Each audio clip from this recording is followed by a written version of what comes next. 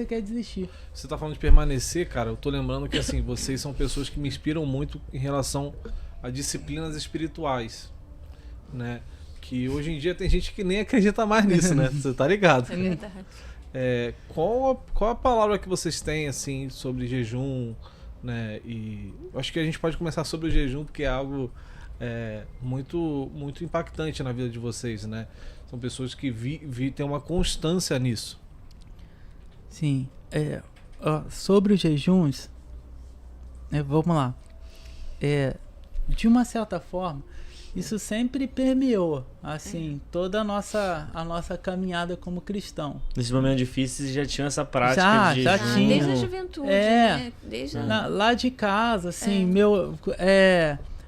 embora eu tive um contato muito cedo, ainda num período de pré-adolescência com o evangelho, mas eu não nasci num lar evangélico. Meu pai se converteu, se converteu radical. Então meu pai jejuava, tinha os jejuns da igreja, como a gente fazia.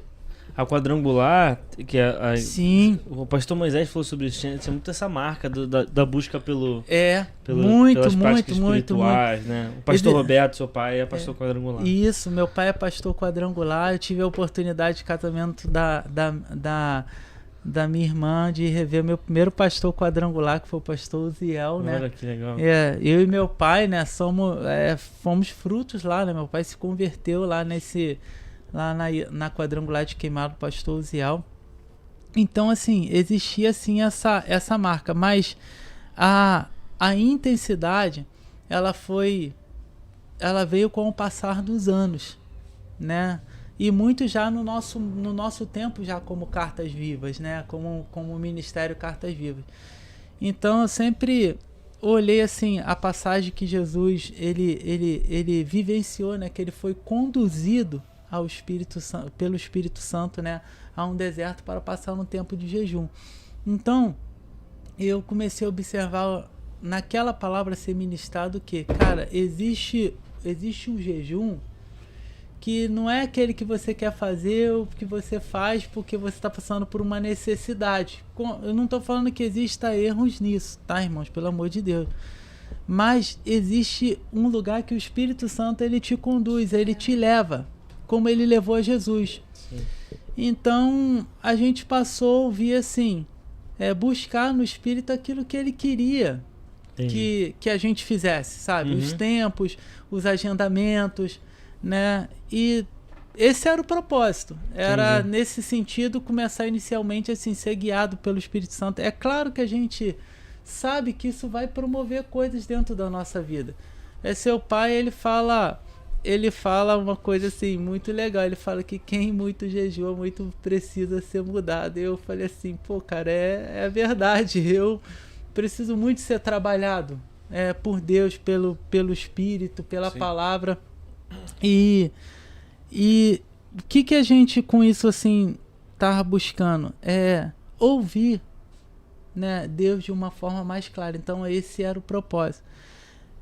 Com o passar do tempo, isso passou a ser assim um lugar, não que houvesse uma troca com Deus, mas um lugar assim, cara, que você realmente aprende a amar a Deus ali.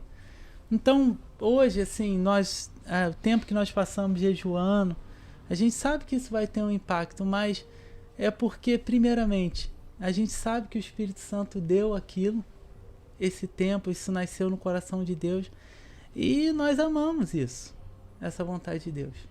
E, cara, tem sido, assim, algo maravilhoso, assim, nós temos vários exemplos de fé, né, de homens de Deus que jejuaram na palavra e homens mais contemporâneos também. E eu acredito que isso tem o poder, literalmente, cara, de mover coisas dentro de você, sabe? Eu vou falar uma coisa assim, cara.